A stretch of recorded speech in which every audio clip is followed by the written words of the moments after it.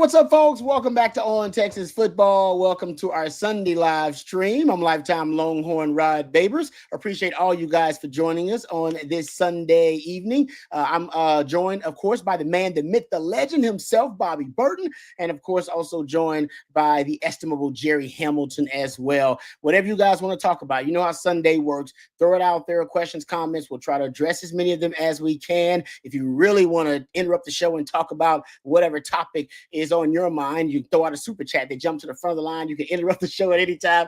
Derek, I see you right there. Yeah, a lot of Longhorn fans, of course, a little stressed out right now with the way some of these decisions have gone. We'll start the show talking about the latest announcement that have not gone the Longhorns' way, but trust me, hey, recruit to the whistle, as Jerry always says. That's what this is about. That's what probably the theme of the show. But you guys throw your questions out there. We'll try to throw them out. We'll try to address as many of them as we can. Also, we'll talk about some of the highlights. Shout out to CJ Vogel working hard out there for you guys, getting all those nuggets from the Manning Passing Academy. So we'll talk about some of the stories that came out from the Manning Passing Academy as well. And, of course, anything else that's related to college football and the Longhorns. But, guys, let's start where a lot of Longhorn fans probably right now are dreading is the latest announcement by a lot of the big-time prospects the Longhorns have been recruiting, and they made their announcements, and none of the announcements, the most recent ones, went the Longhorns' way. I will say that I don't think any of you guys expected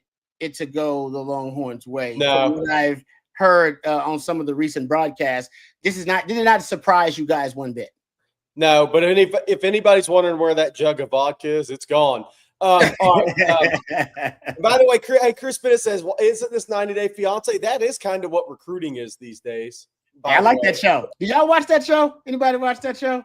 That is one show I don't watch, but that is kind of what recruiting is these days, by the way. It's 90-Day Fiance. You're committed 90 days. You flip during the season because there's 6 months until signing day. But, yeah, look, I don't think any of them were a surprise. I mean, I posted a story Friday where it's at, and, you know, it was pretty much like Michigan been the favorite for Malachi Lee, and it kind of went down the list. This should be a good week for Texas. If it's not, then we can all going to have to circle the wagons and probably drink out of the same cups at that point. But this should be a better week for Texas if they close out on guys like going into last week. Texas wasn't a leader for anybody. This week, look, Texas has been in a good place for Kendall Gurville for a while. I think Trenton Henderson's a toss-up, but LSU's all in on that one. Florida, Texas, LSU, but Florida's been considered the favorite. Texas has been considered the favorite for Kosi. Bryce Perry-Wright we have on there, but once Richard Wesley committed out, I don't think that one's a possibility. John Turntine, look, Texas has been in a pretty good spot for him for a while, well over a year, and now we'll see on July 4th what he does. Caden Finley, we think that's Notre Dame, and the rest of these guys are a few days out. But the interesting thing will be, what does Felix Ojo or Tyler Atkinson, do either one of those guys announce a commitment date later this week, weekend, whatnot? Felix Ojo, I believe his birthday is July 4th. So I'm not saying he's going to do something on the 4th, but I do think early July for him. Atkinson, we'll see. But look, this is a week that if Texas closes out the guys that they've been in a good position for, then suddenly it turns into a good week for the Horns. Okay. Bobby, your thoughts? I agree with Jerry. I think that to Jerry's point, Texas went 0 for 6 the last 4 days. Xavier Crowell, the running back, it was Texas and Alabama, and he went to Alabama, and we thought he was going to go to Alabama. Damari Simeon at one point was leaning to Texas. Then somebody upped their NIL offer. He ended up at Ohio State. So that happened. Chase Calicut was Texas and Georgia, and he ended up at Georgia. At one time, Calicut had committed to the Longhorns. But, again, that's a private commitment, not a public one. And so you got to take that for what it is. And he had always been talking about Georgia as well. Then you look at other guys like Malachi Lee, like Jerry talked about, who was committed – who was leaning to Michigan the whole way. Texas got in a little bit later than some others. They'll continue to recruit him. Xavier Griffin out of Georgia, committed to Alabama. That was – he had relatives that grew up in Tuscaloosa, and he's from the state of Georgia, so a little bit closer. James Johnson went to Georgia. He's been leaning to Georgia forever. So Texas went 0 for 6, which on the surface looks Unfortunate, but it's not far from what we thought reality would be. We thought Texas might grab one or two of those, or could have been blanked, and they were blanked. And so, and I think Brandon there's Harris, there's three guys out of that group Texas actually continue to recruit, and that's Crowell, Malachi Lee, and James Johnson. And people are going to be, what about Xavier Griffin? Well, that's going to depend on what Tyler Atkinson does. Those two guys are not going to the same college. I said that before, and people are like, well, why? I'm not about that. I'm just telling you they're not going to the same college. Okay.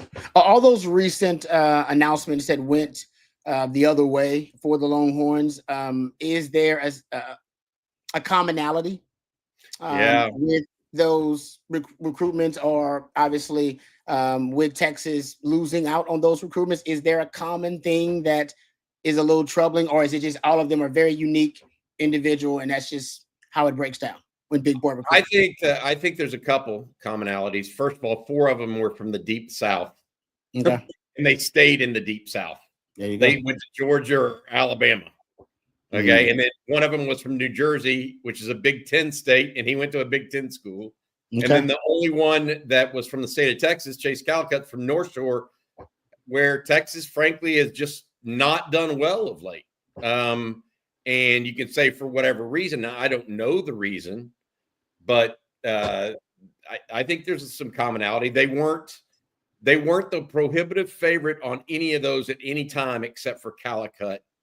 And maybe they got out recruited there. Maybe Calicut wanted a chance to play corner. He's not. He may even be a linebacker long term. I understand that corner, Yeah. but Kirby Smart, gave him the "you might be a corner for us" conversation, and that might have been enough for him. So the commonality for me is that other than Calicut, Texas, this wasn't Texas's backyard. Okay. This was big boy recruitment in the Deep South for 4 of them, and they lost to Alabama and Georgia. But I will say this. I will say this too. I think, and I've said this before, those who have found what they perceive as loopholes in the House settlement are going to be very successful in this cycle. Yeah. Agreed. Yep. Let's see. I mean, there was an article today in the New York Times that quoted actually Darren Heitner, who we had on the Saturday conversation. Mm-hmm. And he was like, look, I don't know what it is, but you will see where it goes. And then there was also talk from the Ohio State athletic director and the leader of their collective. And Ohio State is not a team right now that is finding loopholes either, Jerry. And so it could be something to think about here as we look forward, because I don't know that teams are out there. There seems to be one for sure in USC that seems to be willing to do it. I don't know about the other ones. Maybe Miami has been historically, but we'll see if that's still the case. And I'll say one other thing about this. And I said this, and look, Texas is going to get players. They're going to be fine. But if anybody just thinks that, oh, here's your house settlement, and this is what you have per year to spend, and teams that have been recruiting for years and years, okay, thanks, good, well, that's it. Okay, that's it. That's all we're going to do. No, come on now. That ain't working that way. Yep. There have been many battles fought and won, and there will some of those. Some people like the house settlement for that reason. I have a feeling. Yeah, it makes it less more their cup of tea. Yep. Everybody's not on the same page anymore. Yep. We'll see if that has an impact on the Longhorns, because I don't think Texas is gonna play it. They're not gonna break NCAA rules here. No. It's not how they play. And so if there are loopholes, they're willing to attack those. They've shown that historically in this NIL day and age as it is. But prior to that, they've never been willing to do that. It's interesting. All right, good stuff. We got Juan with a super chat. Let's dive into some questions. Juan, thank you for the super chat. We appreciate it. Says, hello, Jerry or Bobby. Yep. Is Dayton Finley a recruit to the whistle, or will he stick? I don't know, because Texas is very focused on the trenches in this class. Hmm. And they know they have 3 really good freshman wideouts and Michael Terry. I always leave Terry out because he's never really played wide receiver. So he's got a lot longer runway in this. But McCutcheon, French, Lockett, Texas likes all those guys. And so it'll be interesting to see. I think that's leading Texas down the path of the trenches more so in this class. All right. Thank you for the super chat, Juan. Appreciate that. We got another from Travis. Travis, thank you for the super chat. Appreciate that. Says Jerry, better prospect, Calicut or Zealous Hicks? Ooh. Oh, as a safety, it's Hicks for me. Yeah, I think Calicut's a interesting prospect. Great frame. I think he's better the closer he is to the line of scrimmage. Kind of old school. Yeah, well, some of the staff at North Shore thinks he may be more like a linebacker long term. I can see that. Marvion Overshone. Yeah, I would say kind of old. Because he definitely plays better forward than in turn and run situations. Yeah. And he is going to be a big, and I'm not comparing him to Overshone as an athlete, but as frame wise, they're very similar coming out of high school. I mean, college people can get him to 230, 235 if they want to long term. He's got that type of frame. But I think Zealous Hicks is more natural safety. I like that. And I think Calicut's a good prospect. Don't get me wrong. I just positionally, I think of him a little different long term. We'll see. They should have been in the same class, right, Jerry? Theoretically, because Hicks reclassified to the class of 2025 from 2026. And he's already been on campus for a semester as well. All right. Tennessee Longhorn top 3. It's way too early on that stuff for me. This is recruiting's going through December with Sark. So, I think Texas will be fine. What did he say? Will Texas have a top 3 class or behind Georgia, Bama, and A&M? Way too early on that. All right. How about this one from Tex-Mex Horn 94? Says, good evening, fellas. With the Texas staffing seemingly prioritizing the defensive side via NIL allocation, are they banking on the offensive talent they have in underclassmen on the team currently? I think that's part of it. I think that, look, they've got – you can't overpay a high school wide receiver. If you've got a true cap, you can't go pay a high school wide receiver right now when you want to keep Ryan Wingo this offseason. I mean, and X, Y. I mean, now if DeAndre Moore goes pro, it's different, right? I mean, but my point being, there's some level there. They should have the quarterbacks in a situation where they're fine, right? Yeah. I feel personally like what we're looking at right now is I do think that Texas is, I don't want to say hamstrung because that's not the right word, but Texas is very mindful of what they have coming back, and they like their roster a lot, as they should, because I think Texas has a top 3 to 5 roster in college sports right now, in college football. I mean, and so how are you going to, you can't make everybody happy. I mean, Ohio State's going through a little bit of that right now too, by the way. I think that there's some thought that that's a piece of the puzzle for them right now. So I'm a big believer in that. I do think that Texas is paying more attention to the offensive and defensive line right now than other places. I agree with that. Yeah. I think they're focusing on the trenches, which honestly, if you're going to allocating resources, that's where you should allocate resources. Yep. Trenches and quarterback. if you want to just talk about salary cap in the NFL, like trenches and salary cap and premium positions. So they're looking at tackles, edge rushers on the line of scrimmage, particularly. But now D tackle is also, I know people don't want to think about it, it's considered a premium position in the league based on what guys are being paid now who actually are impact players on early downs and late downs. And Texas looking at some of them dudes too. They know the impact of the D tackle position now too. Well, that's what we were talking the other day. Jeff Howe mentioned this, that you had, Rod, talked about how in the NFL, just look at how the NFL divvies up its salary cap. Yep. Heavy quarterback. And you were the one, I think Jeff said that you go about saying, look, there are more good wide receivers out there than you know what to do with right now. Yeah. And so now there are only a few great ones, So let's qualify that. But there are, receivers can come cheap or cheaply if you're willing to give up a little bit of experience, because there's just so many of them out there. It's the most, I don't know whether did you call it deepest position? Deepest. It's the deepest position in football, I think, at any level. I see good wide receivers everywhere. I do. I see them in high school levels. I see them at the FCS level. I see decent wide receivers, and that's why Sark can pull a wide receiver out of the transfer portal. And every year it seems like they're successful in the system because there are really good wide receivers out there. Not a ton of really good tackles in the transfer portal, edge rushers in the transfer portal. Those are, I think, those are rare to find really good ones in transfer. It's not rare to find a good wide receiver or a good corner or a good DB in the transfer portal. DBs and wide receivers, I honestly think I can find good ones in the transfer portal. Remember when Shadur Sanders was asked what's the big difference in playing at the level that he played at Jackson State and then playing at Colorado? He said, "Oh, it's the trenches, line of scrimmage." He said, "Honestly, the skill guys."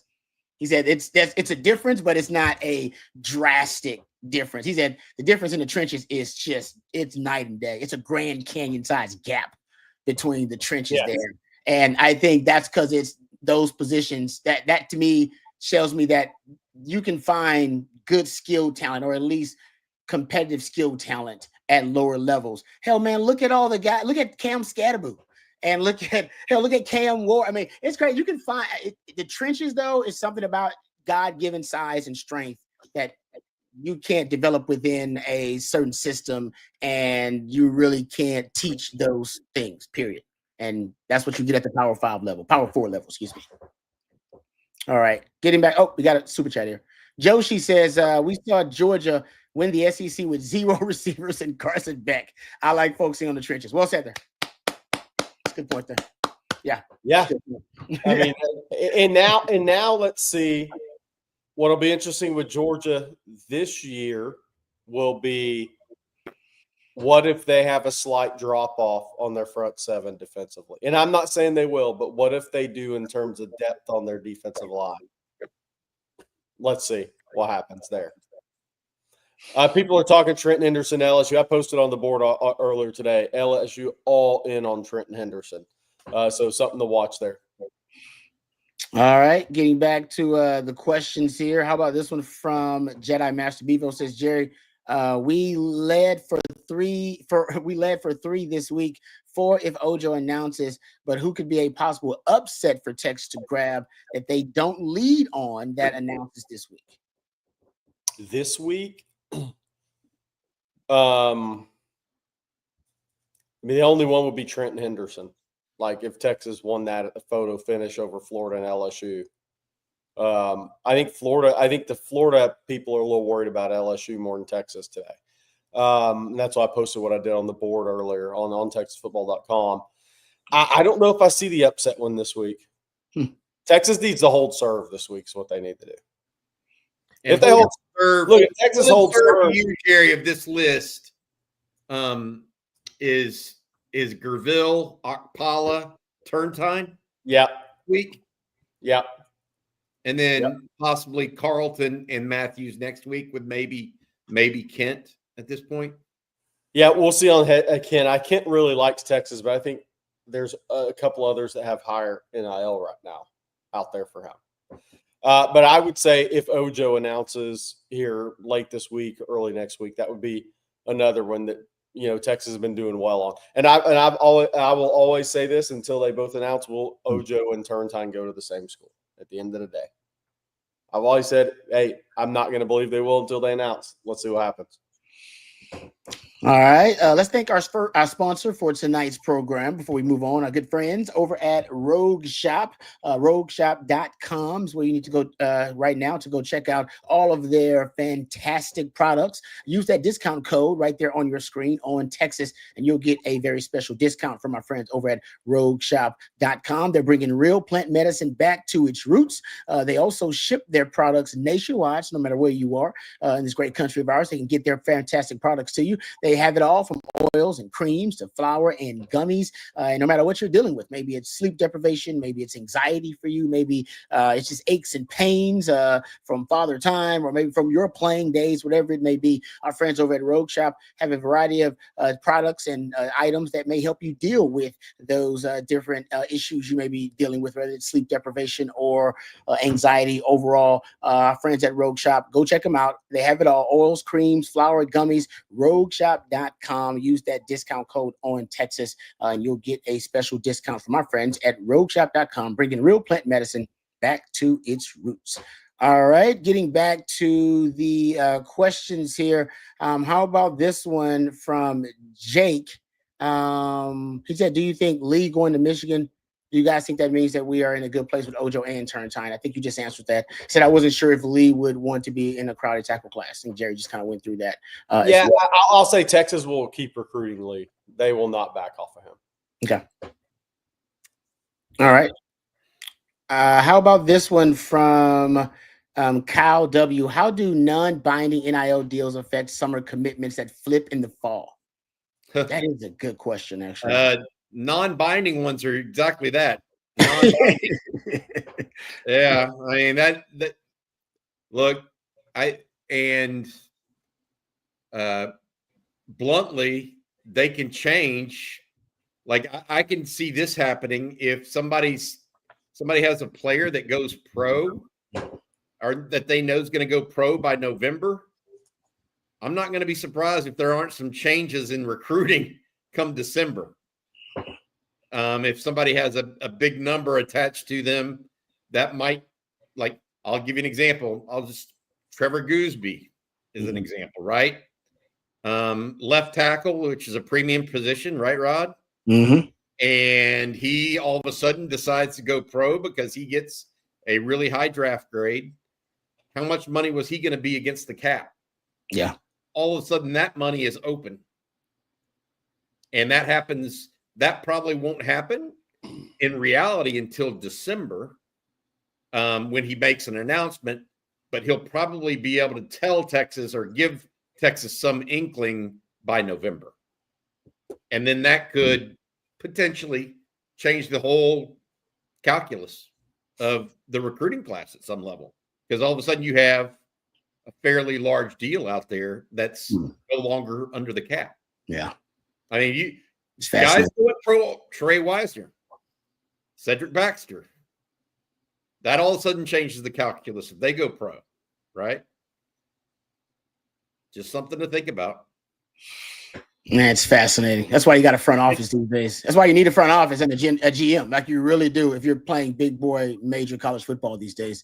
Juan with a super chat. Thank you very much, Juan. We really appreciate that. Very kind of you. Says, it seems the last 3 years, Texas loses these recruitments in June and July, and they prove it on the field, and they flip in the fall because of production on the field. How many do we have a count of how many have flipped? Oh gosh, for Sark. I mean, why don't you show the Anthony Hill commitment to A&M graphic? Well, that's evidence. Yeah, just show that, and I think that there've been a number of people that have. 25 class was weird. So I mean, Dalen McCutcheon flipped last year, but Cade Phillips flipped from Texas to LSU back to Texas. Late, by the way. Yeah, there were 2 in that class. Myron Charles committed to FSU, flipped. Mm-hmm. Josiah Sharma committed to Oregon, flipped. So there's a precedent there. Grayson Littleton wasn't offered till November, and he ended up in the class after he decommitted from Clemson. So I don't know if that's a true flip because he visited Texas and Michigan before announcing. And I'm looking up look, I mean, Kelvin Banks, Cam Williams in 2022. I mean, there's a lot of guys over the years that have done that. I'm going through some of the other lists here. Phil Sami flipped from Florida to Texas. Aaron Butler backed out of his deal, but that was different. Wardell Mack flipped from Florida to Texas in the 24 class. Ty Anthony Smith flipped from A&M after Jimbo got the $75 million pink slip. So there's been guys in every class that Texas has flipped, and I think that's part of recruit Kelvin Banks 22. Yeah, I mean, I think you're going to have 2 or 3 guys. I don't have any doubt about it, and I think you're going to have a couple of guys that aren't really on the radar right now that Texas will love as seniors, or they get in on and didn't think they were going to be able to get in on. Things are going to happen again in this class. I don't see any way. I don't see how it's not very similar. Okay. Colton Vossen flipped from Oklahoma in 23. Warren Roberson flipped from TCU in 23. So there's been multiple guys in every class. Yes. Trevor Gooseby was a one-time TCU commitment. DeAndre Moore from Louisville. DeAndre Moore is that? Yeah. Yeah. So there's been a few. Yeah, after starters. Yeah. I mean, seriously. No, it's a good point. It's so, I'm just pointing it out. There's a great super chat by Juan there. There's a bit of a trend here, a bit of a pattern. We need to take this question because we may all have different answers. Marco Mendoza, who's the biggest flip Texas has ever had? Hold up, all time or just Sark era? All time. I mean, Leonard Davis is up there. Because He he's had not committed to A&M, though. He had never committed to A&M publicly. I'm going to go Sims because he flipped from Tennessee. Sims is the #1 player. That was a big deal for Mac. He flipped from Tennessee. That was big. That was huge. That's got to be #1 because of the timing, the when it was. Shout out to Coach Brew. Coach Brew. Hey, did we get a Coach Brew's working with Sacramento? Brendan Marion, Sac State. I got to text Brew, man. I saw that the other day and I was like, of course Brew landed on his feet. Brew and Shaquille O'Neal on the same campus. I don't know. Yeah. Shaquille's the GM of that basketball team, right? Oh, that's right. Oh, there will be a selfie. Brew gonna put out a selfie pretty soon, man. That's good. But yeah, Brew was the one that flipped Sims. I was saying he told me the whole time. He was like, Sims coming to Texas. Don't worry about it. I was like, really? I was like, he committed to Tennessee. He's like, no, he's coming to Texas. And by the way, it'll always be underrated how big Chris Sims flip and going to Texas was for the Texas program. Because some people will just remember the Colorado game forever. But what he did for Texas and for Mac Brown will always be undervalued in recruiting. Mm-hmm. Yeah, always will be. Agreed. Modern era. I think it's Anthony Hill. I say modern era, last 10 years. Yeah. Did Xavier Worthy flip?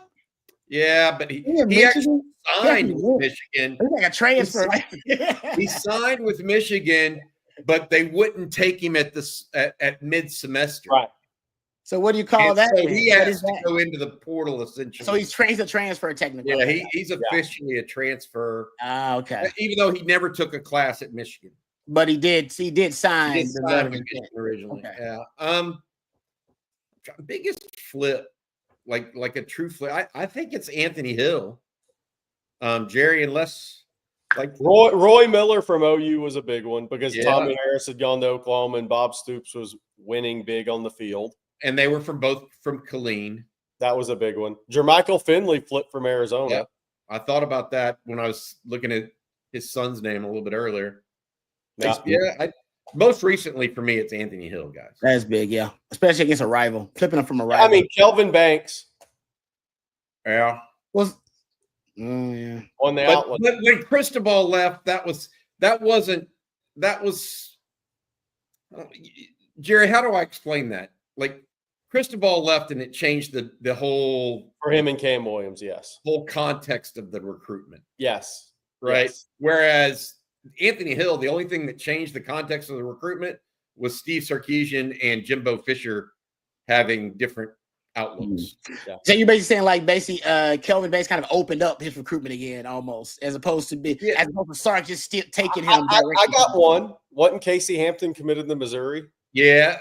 Wow, I didn't know that. Because that was academics. Nobody thought he'd get in. I didn't know that. I never heard that. That's my first time. Hamp was committed to Missouri. Wow. You know, the guy they signed in the very next class or 2 classes later was the guy from Amarillo at nose tackle, Jerry, that also got drafted by the Steelers. Yeah. Gary Pinkel did not mind taking the 6 foot to 6'1" defensive tackle. Hood, was that his name? Ziggy Hood. Do you remember Ziggy him? Hood. Oh, I know that. Ziggy name, Hood man. from Amarillo, Palo Duro. I remember believe. that name. Yeah. I think He it was was a drafted high too. He was drafted high, right? first round pick of First the round Steelers. pick. Yeah. Yeah. Wow. All right. Good question there. Nice to go down memory lane for a little bit. How about this one? Let's get back to it. Freshwater Cajun says, combining the recruits who have committed along with players on the team, what's the highest priority position for Texas? Linebacker, cornerback, or tight end? Texas needs to have a good linebacker class. Yeah, I heard Jerry say this before, actually. Yeah. They don't have numbers right now. They need to have 3 in this class, and we'll see if it's high school or if it's going to be a combo portal. But they need to have 3. They prefer to have 3 high school backers in this class. We'll see. And then it's D line. I think it's D line and linebacker up in this class, and edge as well. Because I mean, look, you have to edge wise, you have some really good young players, but Justice Terry can end up being an inside guy by year 2, right? So you play him at the edge this year, but he's in the D-line meeting room with Kenny Baker as he was this spring. So long term, he may not be an edge player for you. So you kind of have to take him off your numbers. Trey Moore graduates.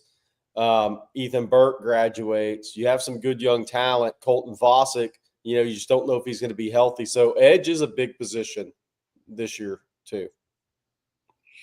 All right. Thanks for the question, Freshwater Cajun. How about this one from Jonathan says, any top running backs next year in the state for Texas for Scott to hone in on? Yeah, there's Jacoby Dixon at Brenham is a good player. He's a really good player. Landon Callis Williams he's on the smaller side, but good player at Richmond Randall. Everybody's going to bring up Myson Johnson Cook from DeSoto, but it's going to be what is he long term? I mean, he's 6'2", 215, 220 now. I mean, he's blazing fast. He's an unbelievable talent. I think a lot of people are going to list him as an athlete more than likely in recruiting. That doesn't mean he can't play running back. Derrick Henry was ranked as an athlete by some people in the business. So, but Myson Johnson Cook is going to be one of those guys. Jacoby Dixon at Brenham is a really good player at running back, a guy that I think's got tremendous instincts for the position. A guy Texas has already offered. So I think those are your main guys at running back.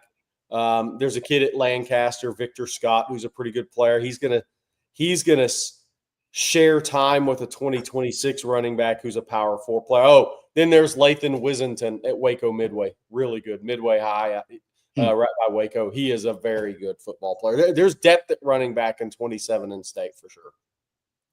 Trey Wisner's a Waco kid. Yeah. Well, Central Texas is quietly doing really well with Central Texas.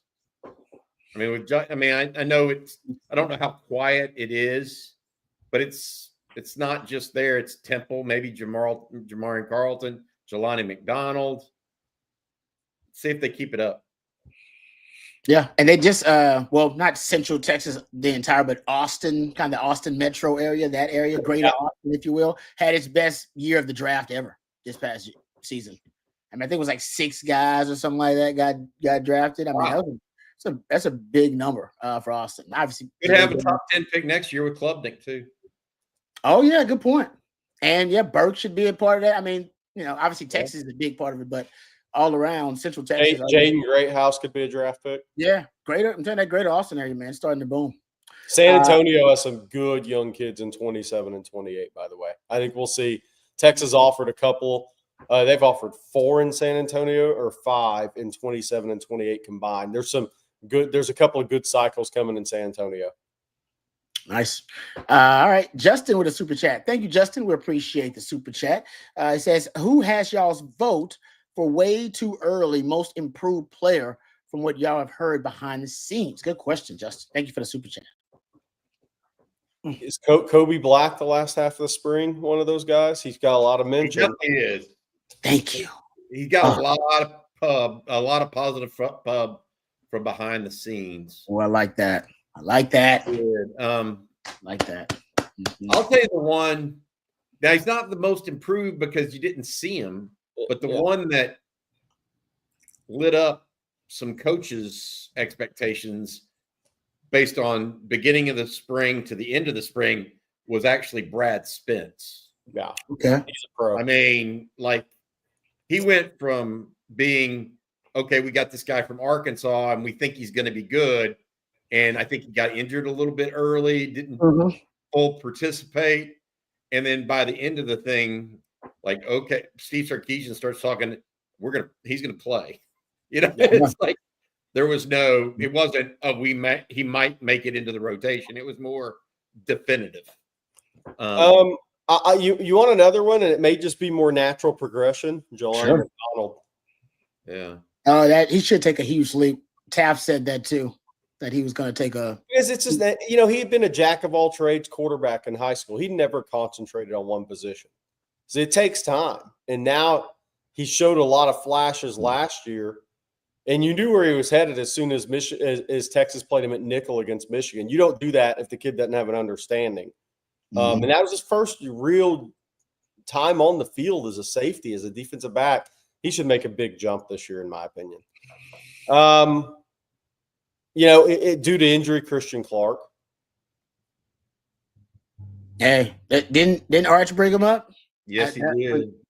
They asked Arch a question about who's standing out in practice, and that was a name that out of all the names, like, oh, interesting. He said Christian Clark out of all the names. That's a good one. I saw him that first thing, the first day's practice back in the spring. He moves different than Jarrett Gibson. Okay. I'm just here to tell you, he moves. Got more juice. I think he does. Yeah. No, and I'm not saying that Jarrett Gibson's not. I just saying he runs a little different. His cuts are just a tad. Like I think Jarrett Gibson's a one cut guy. Get downhill on you. Yeah. I think Clark might make some people miss and still be able to get downhill. He's so compactly built. Is that a good word? Compactly? Yeah. No, I know exactly what you mean.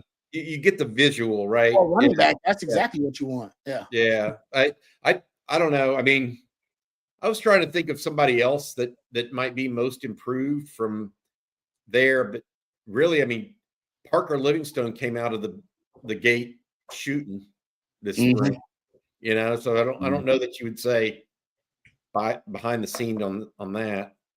I don't know. We'll see. To your point, though, Bobby, about Brad Spence. First of all, CJ great job, by the way. You guys should go check out his work. As a matter of fact, great time in the pub. Becoming OTF OG on TexasFootball.com. I know we talk about a lot of stuff here on the YouTube platform. It is a fraction, right, of the information and all the nuggets and the insider detailed stories that you get over at on TexasFootball.com. And right now, you can get it for just $39.95, a year subscription to on TexasFootball.com for $39.95, becoming OTFOG, and that is the code that you use, OTFOG. So you can go there and check out all the great stuff that CJ wrote up about his time at the Manning Passing Academy. But he spoke to Taylon Green. One of the quotes from Taylon Green was that, you know, and when they asked him what are they getting in Brad Spence, former teammate of his at Arkansas, he said they're getting a dog, flying around the ball, sideline to sideline, a smart player who's got a good feel for football and really good instincts. Will definitely make it tough on us. But I love Brad, and it's going to be a great one. I'm excited for. Sark, in the last two interviews he's had, the last one with Third Longhorn, where I got a chance to talk to him with the guys, and he just did one with Always College Football with Greg McElroy. When he talks about the defense, he has brought up those linebackers, and he's brought up Brad Spence. He's a pro. Almost unsolicited. He's like, and Brad Spence on the edge and also at linebacker. So you're right about that, Bobby. If he's talking about him a lot, that means he's top of the line. We said this when all the rankings of portal were coming out. Oh my God. I said Brad Spence was one of the more underrated guys as far as rankings in the portal. I mean, look, in year 2 of college football, he put up 55 tackles, 5 sacks at Arkansas. Yeah. What's he going to do with better players around him in year 3? Brad Spence is a pro. The question is he only going to be here 1 year? Yeah. That's where I'm at with him. I don't have any doubt he's going to be really good. The question is he going to be here 2 years or 1? To your point about they need to bring in linebackers. Texas fans should hope it's 1 year because that means you had a hell of a year. Yeah, I hope it's that case for like the Jack injuries conversation. I was like, yeah, Yes. hope he does one and done. Yes. It means he had an amazing year. I hope we do have a running back issue with Trey Weiser and Cedric Baxter both go to the league. Why? That means they had great years. Yes. So we need those first world problems. Those are some of the problems you want to have. All right, getting back to it here. How about this one from Will? He says, is there any updates on how Nick Townsend is looking? I was looking on the roster and didn't see him. Is the plan for him to still play tight end? Jerry, I know it's one of your favorite prospects. You've been talking about this guy's one of the best athletes on the team, so he steps in the locker room. Yeah, he's playing tight end, and from what we hear, limited, he's done very well. Looks great physically. I saw him earlier in June. We're still in June. Earlier in June, I think he's the best athlete in the tight end room by far. That tight end room is changing, man. Look, he's a special athlete at that position. That doesn't mean Texas doesn't have good athletes at that position. He's a special athlete at the tight end position. We'll see how quickly he picks things up and how it translates, but that dude is a beast. All right, good to hear. Hey, thank you for that question, Will. That was a good one. Getting back to it, how about this one? Hookem from Arkansas. We're just talking about Arkansas. How about this? Hey, Rod, I'm sure you have already talked about it, but will the offense open up this year with Arch at the helm? I'm glad you brought this up because we just talking about that Always College Football interview that Sark did, and go check it out. It was really good. When he talked about a number of different things. One of the things that he was asked about was, what is Arch working on, and how's he trying to get better? And Sark remarked that they've been working on him learning the nuances of the offense more and being more, I'm paraphrasing, in rhythm with some of their quick throws, the RPO throws, and basically some of the stuff that Quinn was good at. Yep. And basically what I took, you heard that? And what I took from it was basically that also the deep stuff, that's natural to him. Like the deeper vertical routes downfield, deeper into progressions, kind of old school traditional play action, that's kind of natural to Arch. And what they're working on is him doing some of the things that came natural to Quinn. What didn't come natural to Quinn was the deep ball, right? And some of those vertical routes down the field, getting deeper into progressions. I think there's going to be a lot that opens up. I'll be quick. Your deep ball is definitely going to, I think, open up the offense. His deep ball rate in a small sample size, 21%. Guys, that would have been one of the national leaders. I believe his yards per attempt were 10.4. Jackson Dart led the country at 10.7. He's going to be chunking it downfield. And Sark knows this, and Sark's excited about it too. But I also think the sack avoidance and the scramble ability is something that Sark hasn't had access to. Quinn had scrambled at times, and he did it actually pretty decent. He was pretty decent at it a few times where he decided to scramble. But I think Arch is going to be a different level of scrambler when you're talking about the athleticism and the speed. So I do think that's going to be another cheat code that Sark's going to have access to. So deep ball is going to open up the run game too, because now they're going to have to respect those vertical shots down the field. And I think you get some old school play action back. I'm talking about turning your back on the defense. Something you never really see in college. You don't even see it because it's such a sophisticated, footwork and all that kind of stuff. And some quarterbacks panic when their backs are to the defense and they gotta readjust and then try to process everything after their back is turned. But that is the most effective play action. When you actually turn your back, and they've done all the analytics. When you can turn your back on the defense, they automatically think, oh, it's got to be a run. It's run. They automatically think that. So I think you're going to get some old school play action back in the offense too. Probably from the pistol. I'm not saying you're going under center. You might go under center a couple of times. You learn to play quarterback under center, so you could. You could, like I say, you could, but I do think you'll get some of that too. So the offense it's going to be the same kind of principles and really the same philosophy that Sark has, but I do think it's going to be an offense now with more verticality in the offense. And I hate to say this, I think the offense could just improve overall. Arch's mobility could improve your red zone offense, and his ability to be effective and convert straight dropbacks. I went through this on one of my Sunday schools, so please go check it out. I think maybe like a month ago. I went and tracked all of Arch's straight dropbacks on third and long situations. He was unbelievable. Had over a 50% conversion rate on third and long situations in straight drop back. No RPO, no play action, no screens. Basically, the toughest type of drop back for a quarterback, but everybody in the stadium, including the opposing defensive coordinator, knows you're throwing the football. He was actually at his best in some of those opportunities. That's not a strength, or it wasn't a strength of Quinn, but I think it may be a strength of Arch. So Arch just has I think he has a lot more tools at his disposal than Quinn had. Quinn was a good quarterback, but I think now you got some high level tools that just Quinn didn't have access to in this offense. Hey, this is a great follow-up to that. But I've got an answer for this one, and I'll move out of the way. What are some aspects of Arch's game y'all feel he needs to improve on just from the sample size? And I think it's all quarterbacks who are aggressive down the field throwers of the football. Deep late, late middle. All guys that throw the ball down the field a lot tend to force it early in their careers. He's going to have to – he did a little bit of that in his starts. He's got to get through that phase quickly. The good thing is after Ohio State, you have San Jose State, UTEP, and Sam Houston. But this is not an Arch thing. This is all the guys, Rod. Anybody that throws the ball well down the field thinks that they can get it down the field even in some times where you don't want to. So deep late and late middle are the two death nails for quarterbacks that like to drive the ball down the field. And he's going to have to stay away from that. That's good. Else he will have a 3 or 4 interception game. That's good. Going back to this Tyler Sledge's comment or question, I think it's the RPO game. He didn't run it much in high school. That's not saying that he's not capable. Timing Quinn's timing on some of that was impeccable. And I'm not saying that Arch can't mimic that or duplicate it, but the reality of it is that was something that Quinn was really, really talented, I thought. So I think it's going to be the quick game. RPO, quick throws to the flat, that sort of thing.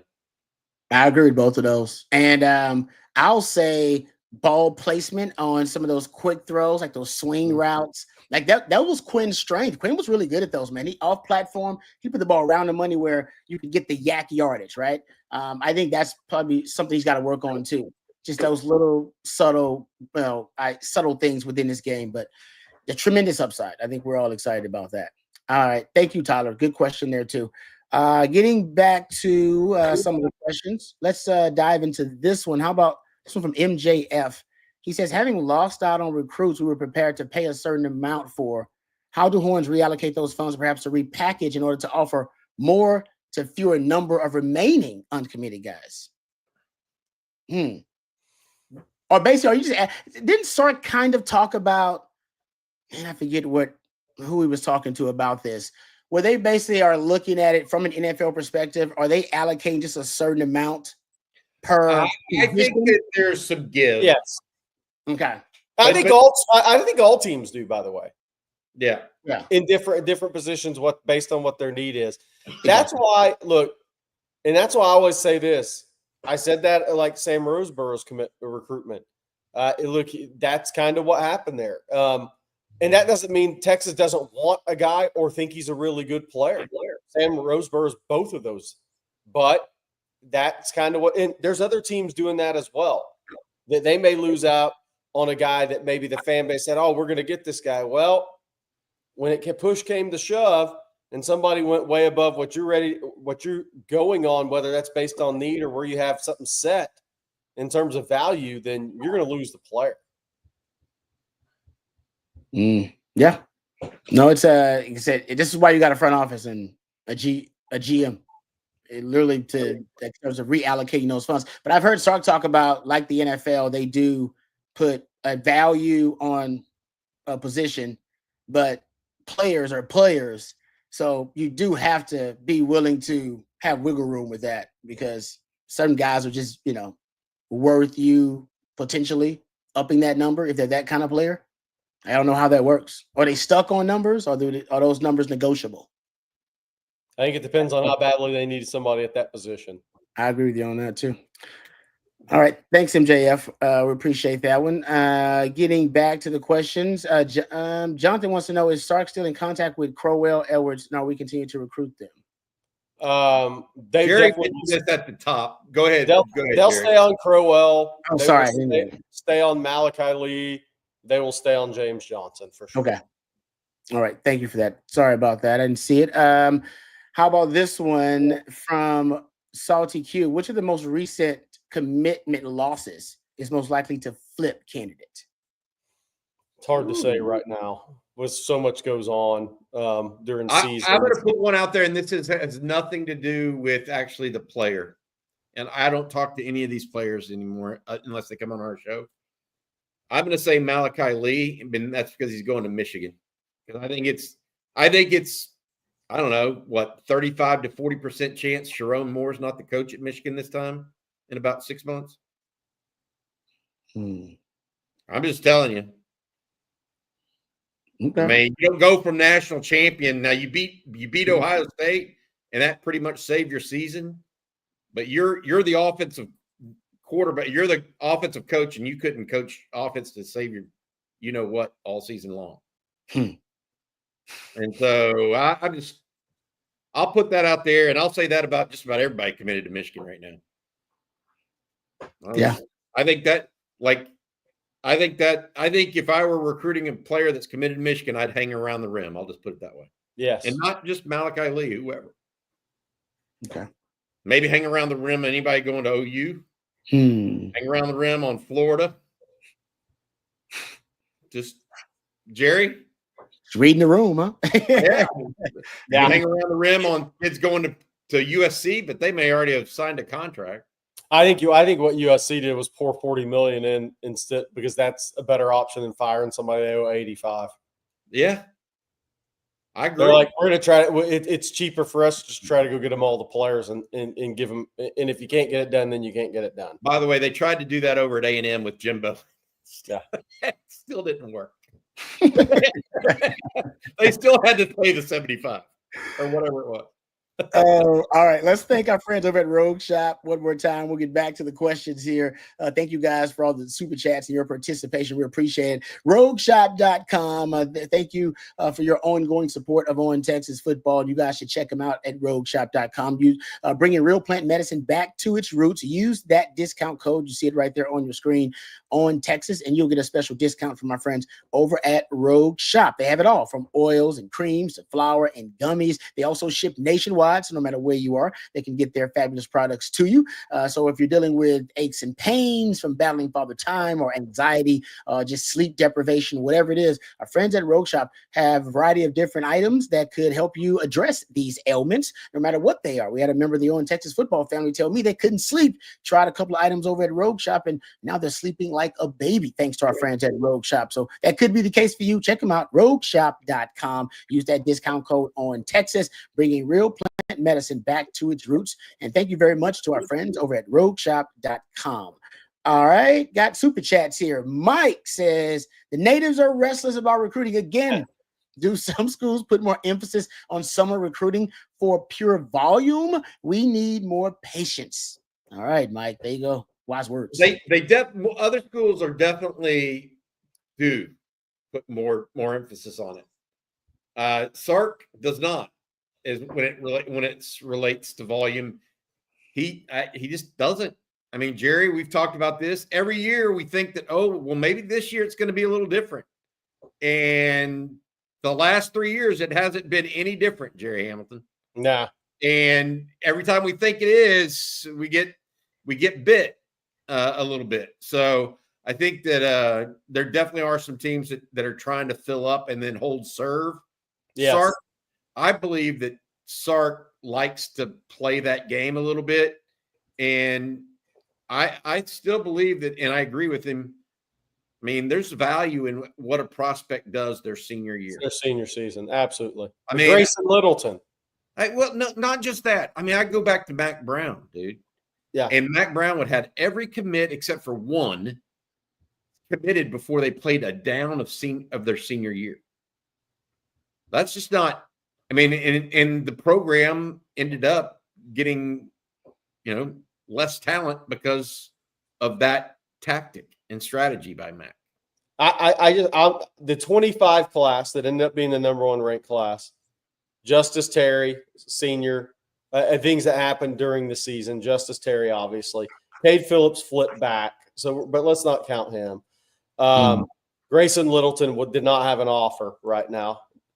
Michael Terry waited until deep. Then you had a couple of flips with Dalen McCutcheon during the season, flipped from FSU, right? So you're at 4.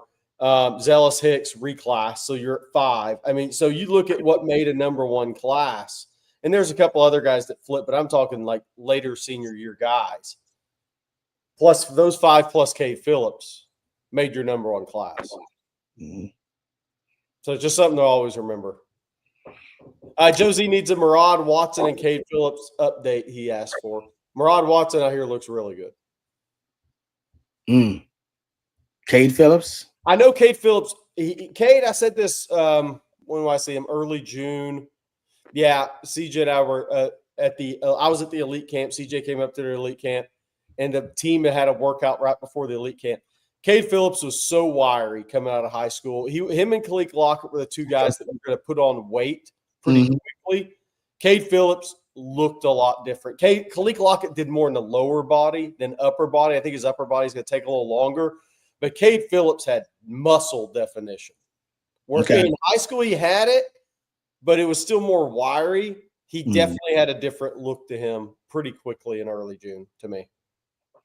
See that? All right. Jerry's Jack Links with a super chat here says, I'm probably in the minority here, but I think we'll miss Q more than we think, at least in the short term. Thank you, Jerry's Jack Links. Maybe game 1. We'll see. It's a great point. Is against at Ohio State.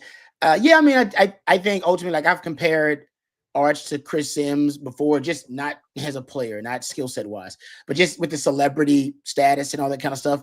And I think it took, folks a while to at least appreciate some of the accomplishments of Chris Sims.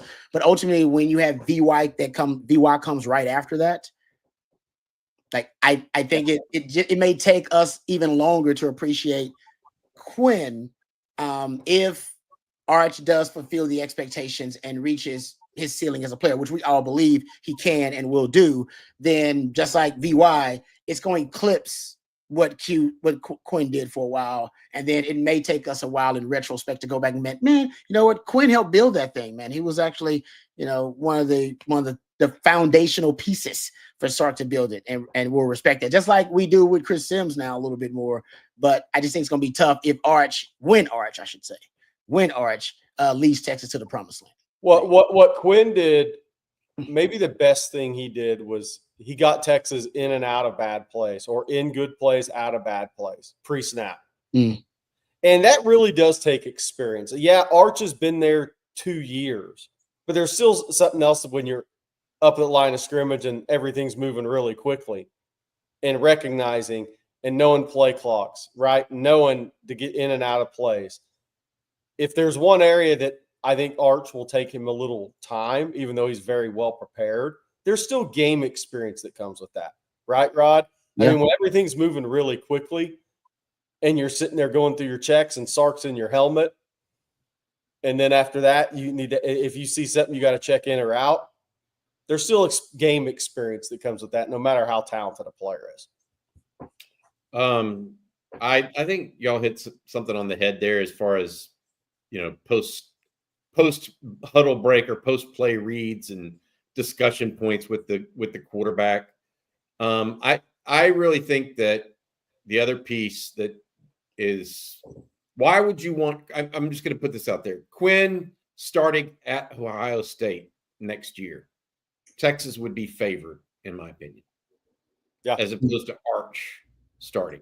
His first road game in his career. His first road game, because what happens when they, show a blitz at the line of scrimmage that Arch has never seen, but Quinn had, And what do those things lead to? They lead to turnovers or sack fumbles or whatever you want to call it. Third and longs. Not that Jack Sawyer didn't cause one on Quinn. I'm not saying that it's not. It's just it's the nuances of the game that you lose when you lose a 3-year starter, no matter how talented a true freshman is. Arch Manning should be getting better every game his first year as a starter. Yeah. Theoretically. Now, I mean, he'll have a few ups and downs here or there, And when he'll have a real big up or when he'll have a real big down is when he hasn't seen something before. Mm-hmm. Guarantee it. That's what it's like when Quinn first started seeing the, 3 safety look. Yeah. I mean, we all know it because not only was Quinn not ready for it, maybe Sark wasn't ready for it. Yeah. And that makes the quarterback look really bad. So I think you're going to see some of that. Maybe Quinn would have been able to manage through that a lot better. Mm-hmm. But those are the only things. I mean, I think. Look, I'm a buyer of the Texas Longhorns right now, so I would take that trade, even though we will miss Quinn. There's no doubt. Yeah. All right. Good question. And appreciate the super chat. Got a couple more questions before we end tonight's live stream. How about this one from DMX Kobe 08 says, Rob, can you talk a little bit about what's it like to receive the first NFL check? What would you advise NFL rookies when it comes to their newfound promotions? Oh, man, what would I advise them? Oh, man, I could be here all night long. Definitely, I would advise them to find themselves a financial advisor they could trust. Someone you trust that is vetted, that's done it for a long time, and that you can talk to players and families personally that they have helped, because that's just helped this. And you should have some financial literacy, but you need somebody to help you kind of talk through some of the, I don't know, I just think the financial burden, if it is that you have now, because you got to pay taxes in every state, all this kind of stuff. You got a lot of people that are asking, for money, and they know you got money now. You can't say you don't have it. Family, friends, maybe you want to help them, some you don't. You just need some help kind of navigating that. So I would say try to find yourself, and they probably already have them now with the NIL world. Truth is, and most of the time, your agent will have a connection with someone you can trust in that way. But sometimes you want to, separation of church and state kind of thing. Like you don't want your agent and your financial, you want to try to separate those. I've always said, don't hire a family member as your agent. One. Yep. That's normally going to end up in disaster. Yep. And two, whoever Ace Bailey has, go the opposite direction. So, Rod, just the thought process on what you said. Don't hire your financial advisor for the parties he throws. Agreed. Yeah. Maybe hire your agent for the party he throws. not your financial advisor. I mean, just because there's a truly different category, right? Yep. And then the second piece that you mentioned that not many people realize in the NFL, your paycheck. You talked about multiple state taxes. Oh, if man. You go play a game in California, you play California state tax because that's where you're working that day. And that is a big paycheck. Mm-hmm. So they divide your paycheck into that by the number of games you play. And it means, having had some issues like this come up that are abnormal tax issues. Brutal. You need professionals around you. And if you get the right financial advisor, they typically would farm you out to a CPA that would know what they're doing. And I want to say you don't necessarily want by the way, you don't want the CPA and the financial advisor to be in cahoots with each other. Agree, yeah. They need to be separate. Yep. I want to say this with where NIL is now for kids coming out of high school. If they don't already have a good grasp on this, good luck to you, because they should by the time they leave. If they don't already, they got issues. It definitely has expedited the process, because Rod Neighbors wasn't worried about hiring an agent in high school. No. I've seen that throw people. Really smart young people for a loop. Really, really difficult times. Rod, when you were doing that, who did you end up picking, and why did you pick them as an agent? Oh, yeah. I picked Jim Steiner was my agent, and because I knew him through it was advised from the Sims family. And he was with a huge firm at the time and had a ton of guys, had been in the business for 20 years, long time. That's what I'm saying. Find somebody that somebody else likes and can vouch for, that's actually been there, done that. That's how you select those type of people. Agree. Don't just go, because a lot of people will be pitching to you like, hey, I'm this guy, I'm that guy. Yeah, you can take it, but you need to talk to people who actually that they've helped in their professional career, like people that they're still people they worked with for years. Like talk to those people, and if you ask around enough in the NFL, they know everybody knows all the agents and all that kind of stuff too. How did Ricky end up with Master P? I mean, it's a great question. That's a great question. In a wedding dress. That's a great question. I remember that too. Hey, here's one. Anybody want? Sandman's just trying to put everybody on tilt. Do it. Which loss hurts more? 2001 Big 12 championship game. That's Rod's. 2008 Texas Tech. 2009 Rose Bowl. 2023 Sugar. 2024. Sandman's here for the pain tonight. 2009 Rose Bowl, and it ain't even close actually for me.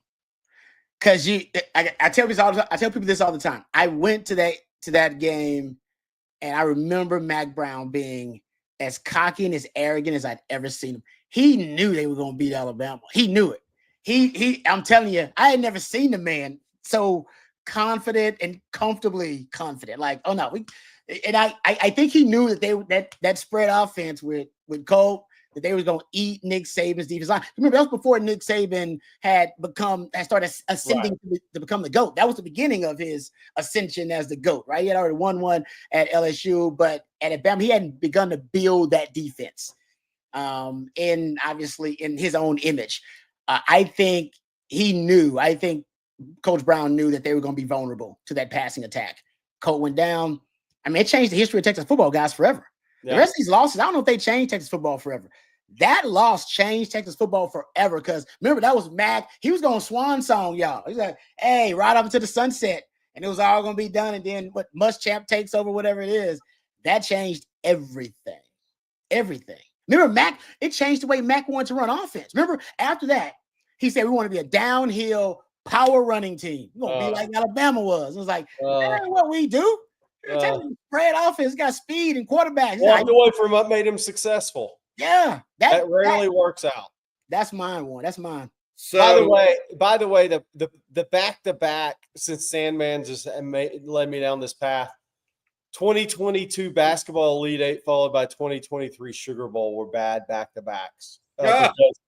Because basketball, if we don't have the injuries, Texas beating Miami. And then when you get to Houston, you never know what happens. And that's why these scenarios are the same. You never know what happens once you get to Houston and have 35,000 fans behind you in a Final Four game. You just don't know. And then football, I mean, look, Michigan would have been favored over Texas, but, man, you had 4 shots to complete one pass to get you to a national championship game that was played in Houston, which would have been a massive home field advantage. Both of those kind of hurt. Mm-hmm. Yeah. Because of where the game was next and what it could have happened. What could have happened. The 2 most demoralizing losses I've ever seen, like truly demoralizing, were the 2009 Rose Bowl for the national championship and the 1991 Cotton Bowl. I was on the sidelines. Oh, yeah, it was Miami. Yeah. Those were demoralizing because against Miami, there was no hope. And Texas was ranked number 2 in the country going into that game. And they just totally dismantled and destroyed Texas and had fun doing it. It was just demoralizing. The 2009 Rose Bowl was demoralizing because of exactly what Rod said. Colt McCoy was the antidote to that man, and Jordan Shipley were the antidote to that man defense. Yep. That you can't put Jackson Shipley in motion and you're going to play man against him. It ain't working. Mm-mm. I mean, Rod, and so I think that's part of it. And they were going to try to make Alabama play from behind and make Greg McElroy actually throw the football. And, Earl Thomas was sitting back there. Yeah, exactly. They had a great game plan, and except for a quarterback run, it probably would have worked. The Big 12 championship game that you lost in, Rod, the thing I remember the most about that is just how many turnovers. It was just turnover central y'all made a late run and had a chance, but and Mike Williamson getting knocked out, concussed each other on trying to tackle the interception. Still came back from that though. Oh. They still came back. We They did. really did, and then had a chance to win. But the Texas Tech game, I mean, look, Blake Gideon is a good dude. Now, I've known Blake for a long time, and you know that. It still eats him up some days. So of course it does. Yeah. I'll tell you guys this: the most demoralizing loss. I wasn't at the Dennis Franchione debacle in Norman, 77-0, a minute and a half to go in the third, so I can't speak to that because that was probably pretty bad. But the Texas 70-3 over Colorado in the Big 12 championship game was probably the most demoralizing loss for a program. Now, TCU's lost in the national title to Georgia. I wasn't at. I'm saying what game I was at. That one felt like it crushed a program for a long time. That's well, a good one. Yeah, I mean, 70-3 on a big stage, and it could have been 100 in football. That's a bad deal for a program like TCU. 65-7 in a national championship game. That's bad. That is as bad as it gets in sports. Hey, Rod, do we have any more super chats that we need to get to before we get out of here? Sir. We are done. While y'all were talking a couple different times, I kind of stepped away and was looking at some rankings. Here are the national rankings for the players that Texas took in the portal. Some of them aren't even ranked. The punter, the kicker aren't ranked. Levon Johnson is not in the top 200. That's a defensive tackle Texas took out of Maryland. The highest ranked portal player Texas took is Jack Indries, the tight end. His ranking was 58 in the industry. Second best tight end in the portal, if not the first.